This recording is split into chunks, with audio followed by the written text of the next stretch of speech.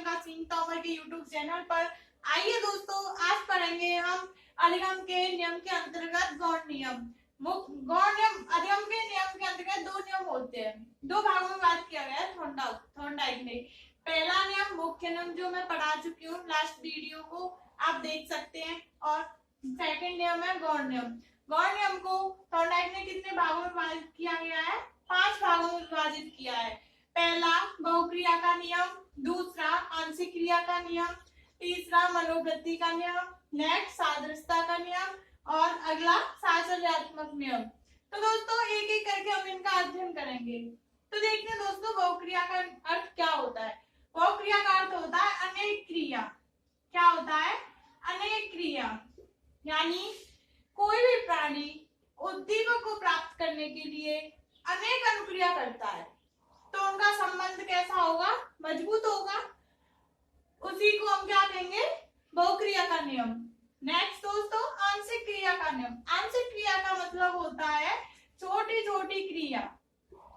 छोटी छोटी क्रिया यानी दोस्तों, आप कोई बुक पढ़ना स्टार्ट करते हो, आप कोई पुस्तक पढ़ते हो, तो उसे 2 दिन में पूरी पढ़ दोगे, क्या आपको अधिगम की प्राप्ति होगी? नहीं ना। और आप उसे छोटे छोटे भागों में विभाजित करेंगे तो आपको अधिगम की प्राप्ति होगी। यही आंशिक क्रिया का नियम कहता है। मनोवृत्ति का नियम। मनोवृत्ति का नियम क्या होता है? मन मीन्स मस्तिष्क, और वृत्ति, वृत्ति क्या होती है? नजरिया, यानी दृष्टिकोण। दृष्टिकोण जो देखने का नजरिया होता है। तो दोस्तों, जो देखने का नजरिया अगर हमारा सकारात्मक होगा तो अधिगम की प्राप्ति होगी, अगर नकारात्मक होगा तो अधिगम की प्राप्ति नहीं होगी। जैसे एग्जाम्पल देखते हैं, मान के चलो आप कोई एग्जाम देने के लिए तैयार है, आपके मन में दुविधा है, यार कैसे करूंगा, कैसे नहीं करूंगा, क्या होगा क्या नहीं होगा, तो आपके अंदर एक नकारात्मक क्रिया है। आप सोच के चलेंगे, नहीं यार मैं ऐसे क्लियर करके रहूंगा, सीटेट का एग्जाम में क्लियर करके मानूंगा, तो ये क्या है? सकारात्मक क्रिया। जब तक अधिगम सकारात्मक नहीं होगा, जब तक हमें अधिगम की प्राप्ति नहीं होगी, तो उसे क्या कहेंगे? मनोवृत्ति, यानी मन की क्रिया, मन का नजरिया। आगे दृष्टिता का नियम, देखने का नियम, यानी दृष्टि की ओर। मान के चलो मैंने कोई एक विषय वस्तु ले ली, कोई उद्दीपक, क्या ले लिया? उद्दीपक। तो दोस्तों आपने जो उद्दीपक है वो पहले देख रखा है, यानी मैं कहूँ आपसे कि आप कोई यूपीटेट, सीटेट, एमपीटेट कोई भी टेस्ट की तैयारी कर रहे हो, तो आपने पहले उसे दे रखा है। कोई भी टेट आपने दे रखा है, तो आपको उसकी अनुक्रिया के बारे में, उसकी क्रिया के बारे में पता है, तो आप कैसी अनुक्रिया करेंगे? तीव्र करेंगे। तीव्र अनुक्रिया करेंगे तो अधिगम की प्राप्ति कैसे होगी? तीव्र होगी। तो उन दोनों में संबंध कैसा होगा? मजबूत होगा। इसी को हम क्या कहेंगे? सादृश्यता का नियम। तो दोस्तों आगे बढ़ते हैं साहचर्यात्मक नियम। साहचर्यात्मक नियम का क्या कहता है कि बच्चे को संवेदनशील, कैसा? संवेदनशील होकर पढ़ाना चाहिए। बच्चे को हमेशा संवेदनशील रहकर पढ़ाना चाहिए, यानी सीरियसली, यानी कि आप अपनी विषय वस्तु को कितना अंतर्ज्ञान संबंधित करते हैं, इसी को क्या कहेंगे दोस्तों? साहचर्यात्मक नियम। तो दोस्तों आपको यहाँ तक समझने में कोई प्रॉब्लम आ रही हो तो आप मेरे से कमेंट करके क्वेश्चन पूछ सकते हैं, कोई भी प्रॉब्लम हो इस टॉपिक से रिलेटेड, और आप इसका स्क्रीनशॉट ले सकते हैं। अब हम एक एक करके व्यवहारवादियों के प्रमुख सिद्धांत पढ़ेंगे। जो व्यवहारवादियों के प्रमुख सिद्धांत कौन से थे? पहला था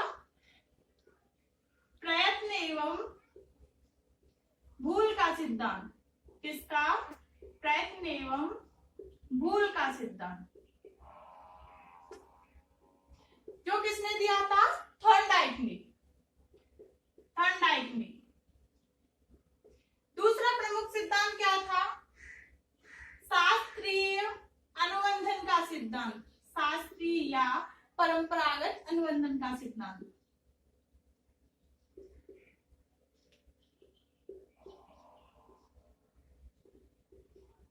अनुबंधन अनुबंधन का सिद्धांत, ये किसने दिया था? ईपी पावलोव ने। किसने? पावलोव ने। अगला क्रिया प्रसूत का सिद्धांत, क्रिया प्रसूत का सिद्धांत दोस्तों ये किसने दिया था? बीएफ स्किनर ने। क्रिया प्रसूत का सिद्धांत किसने दिया था? बीएफ स्किनर ने। अगला पुनर्बलन का सिद्धांत, पुनर्बलन का सिद्धांत दोस्तों इसे दिया था क्लार्क हल ने। इसे हम सीएल हल भी बोलते हैं। दोस्तों अब हम इनका एक एक करके अध्ययन करेंगे। सबसे पहले पढ़ेंगे हम प्रयास एवं भूल का सिद्धांत, जो किसने दिया था? थॉर्नडाइक ने। थॉर्नडाइक ने दिया था। थॉर्नडाइक ने अपना प्रयोग किस पर किया? बिल्ली पर। किस पर? बिल्ली पर। जो कैसी बिल्ली थी? भूखी बिल्ली। थॉर्नडाइक ने अपने अनेक प्रयोग किए थे। अनेक प्रयोग किए थे। किस किस पर किए थे? चूहों पर, खरगोश पर और चूजों पर। इन्होंने अनेक प्रयोग किए थे। तो दोस्तों थॉर्नडाइक ने बॉक्स लिया। बॉक्स लिया, उसमें लोहे की सलाखें लगी हुई थी। लोहे की छड़ लगी हुई थी। ये लोहे की सलाखें लगी हुई हैं। ये दरवाजा है। दरवाजा है। यहाँ पर बिल्ली के लिए भोजन रखा हुआ था। इसमें थी मृत मछली। क्या था? मृत मछली। अब दोस्तों यहाँ पर एक लीवर लगा हुआ था। क्या था? लीवर लगा हुआ था, जिसका संबंध इस दरवाजे से था। यहाँ पे बिल्ली बैठी थी। कौन थी ये? बिल्ली। दोस्तों ड्राइंग मेरी ऐसी है। बिल्ली बैठी थी, तो बिल्ली ने बार बार अनुक्रिया करना स्टार्ट किया। क्या किया? बार बार अनुक्रिया करना स्टार्ट किया। किसके लिए? उद्दीपक के लिए, अपने लक्ष्य को प्राप्त करने के लिए। बिल्ली ने बार बार इस पर इधर उधर घूमना स्टार्ट किया, उधर उधर घूमना स्टार्ट किया। अचानक से बिल्ली का पंजा इस लीवर पर पड़ गया। लीवर पर पड़ते ही दरवाजा खुल गया। बिल्ली ने भोजन प्राप्त कर लिया। अगले ही दिन थॉर्नडाइक ने फिर यही किया। बिल्ली को पिंजरे में बंद किया, भोजन रखा और बिल्ली ने वही अनेक क्रिया की और बाद में लीवर पे पैर रख के और दरवाजा खोल लिया। अंत में बिल्ली ने दरवाजा सीख ही लिया कि लीवर, ये तो लीवर पे पैर रखने से दरवाजा खुलता है। तो बिल्ली ने अंत में क्या किया कि लीवर पे पैर रखा, दरवाजा खोला, भोजन की प्राप्ति कर ली।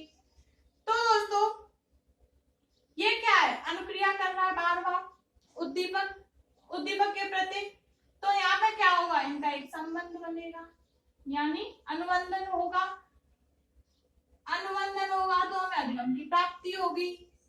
तो दोस्तों इस मूल थ्योरी के बारे में जानते हैं। थॉर्नडाइक की मूल थ्योरी क्या थी? क्या कहती है थॉर्नडाइक की मूल थ्योरी? अनुक्रिया कौन कर रहा है यहाँ पर? बिल्ली। किसके प्रति? मृत मछली के प्रति। मृत मछली क्या हुई यहाँ पर? उद्दीपक। उद्दीपक हुई। तो इन दोनों के जो मध्य में अनुबंधन हुआ, बिल्ली ने प्रयास करना सीख लिया। इसी कारण इसे कहते हैं उद्दीपक और अनुबंधन का सिद्धांत। बिल्ली ने बहुत सारी भूल की, बहुत सारे प्रयास किया, भूल भी की, इसीलिए इसे कहते हैं भूल और प्रयास का सिद्धांत। तो दोस्तों आगे पढ़ेंगे हम। तो दोस्तों थॉर्नडाइक ने इसके विभिन्न चरण बताए हैं। चरण कौन से हैं? चालक, लक्ष्य, अवरोध, अनियमित अनुक्रिया, संयोजन व सफलता, दृढ़ीकरण। चालक क्या है यहाँ पर? भूख। बिल्ली को भूख लगी तभी तो बिल्ली ने इधर उधर घूमना स्टार्ट किया। चलना स्टार्ट किया। जैसे दोस्तों आपको भूख लगती है, आप कहीं कुछ कार्य कर रहे हो, उस कार्य को छोड़ करके तभी तो जाते हो, तभी तो वहां पर खाना प्राप्त करते हो। ऐसे ही बस का ड्राइवर बस को चलाता है, तो बस का ड्राइवर चालक हुआ, ना कि बस चालक। समझ में आ गया ना। लक्ष्य क्या था यहाँ पर? भोजन। बिल्ली भूखी थी, भोजन को प्राप्त करने के लिए इधर उधर घूम रही थी। भोजन में क्या था? मृत मछली। उद्दीपक क्या था? मृत मछली। अवरोध क्या था? जो लोहे की सलाखें लगी हुई थी, वही तो अवरोध पैदा कर रही थी। लोहे की सलाखें ना होती तो बिल्ली फटाक से निकल के भोजन प्राप्त कर लेती। अनियमित क्रिया क्या थी? गलत क्रिया, बार बार इधर उधर घूमना, इधर चलना उधर घूमना। संयोजन में सफलता, अचानक से लीवर पर पैर पड़ जाना। अचानक से लीवर पर पैर पड़ जाना, संयोजन में सफलता हुई। और दृढ़ीकरण क्या हुआ? दृढ़ीकरण हुआ कि आखिर में बिल्ली ने बार बार प्रयास करके भोजन को प्राप्त कर ही लिया। बिल्ली ने भोजन को प्राप्त कर ही लिया। दोस्तों यहाँ तक समझने में आपको कोई प्रॉब्लम आ रही है तो आप इसका स्क्रीनशॉट लें और मेरे को कमेंट करके पूछ सकते हैं। दोस्तों थॉर्नडाइक ने 4-5 महत्वपूर्ण बातें बताई हैं, तो देखते हैं उन्हें कौन सी बातें हैं। तो पहली है अधिगम में प्रयास एवं भूल समाहित होती है। अधिगम में क्या होता है? प्रयास एवं भूल समाहित होती है। प्रयास एवं भूल कैसे समाहित होती है? बिल्ली ने प्रयास किया और भूल भी प्राप्त की। अधिगम में क्या समाहित होता है? प्रयास एवं भूल। दूसरा, अधिगम में परिणाम अनुबंधन होता है। जो परिणाम होता है वो अनुबंधन के कारण प्राप्त होता है। किसके कारण? अनुबंधन के कारण। यानी अनुबंधन क्या होता है दोस्तों? आप मुझे कमेंट करके यहाँ पे बता सकते हो। थॉर्नडाइक ने कहा कि इस नियम में समय लगता है। क्या लगता है? समय लगता है। थॉर्नडाइक कहता है कि मेरे नियम में समय लगता है, मेरे सिद्धांत में समय लगता है। अगला, थॉर्नडाइक कहता है कि अधिगम संज्ञानवश प्राप्त नहीं होता। क्या? अधिगम संज्ञानवश प्राप्त नहीं होता। संज्ञान यानी ज्ञानवश प्राप्त नहीं होता। तो कैसे प्राप्त होता है? अधिगम प्रत्यक्ष प्राप्त होता है। अधिगम कैसे प्राप्त होता है? प्रत्यक्ष रूप से प्राप्त होता है। तो दोस्तों इस सिद्धांत के शैक्षिक महत्व पढ़ते हैं। तो दोस्तों इस सिद्धांत के हम शैक्षिक महत्व पढ़ते हैं। थॉर्नडाइक कहते हैं कि यह सिद्धांत मंद बुद्धि वाले बच्चों के लिए बहुत ही उपयोगी है। मंद बुद्धि वाले बच्चों के लिए बहुत उपयोगी है। और सेकंड, जो छोटे छोटे बच्चे होते हैं उनके लिए भी बहुत उपयोगी है। क्यों? क्योंकि बच्चों को हम काउंटिंग सिखाते हैं 1 2 3 4 5। बच्चे इनका बार बार अभ्यास करते हैं, भूल भी करते हैं, त्रुटि भी करते हैं। तो इस बार बार अभ्यास करने से हमें अधिगम की प्राप्ति होती है। और दोस्तों इसका उदाहरण हम ऐसे भी ले सकते हैं, जब हम शर्ट के बटन लगाते हैं, टाई बांधते हैं, और जब छोटे छोटे बच्चे होते हैं पैदल चलना सीखते हैं, वो सब इसी नियम पर आधारित होते हैं, अधिगम के नियम पर आधारित होते हैं। तो दोस्तों आज के लिए इतना ही। कल पढ़ेंगे हम, यानी नेक्स्ट क्लास में पढ़ेंगे हम पुनर्वलन का सिद्धांत। पुनर्वलन का सिद्धांत सीएल हल ने दिया था, क्लार्क हल ने दिया था। तो दोस्तों आज के लिए इतना ही। अगर आपको मेरा वीडियो अच्छा लगा हो तो शेयर और लाइक एंड सब्सक्राइब करना ना भूलें। Thank you.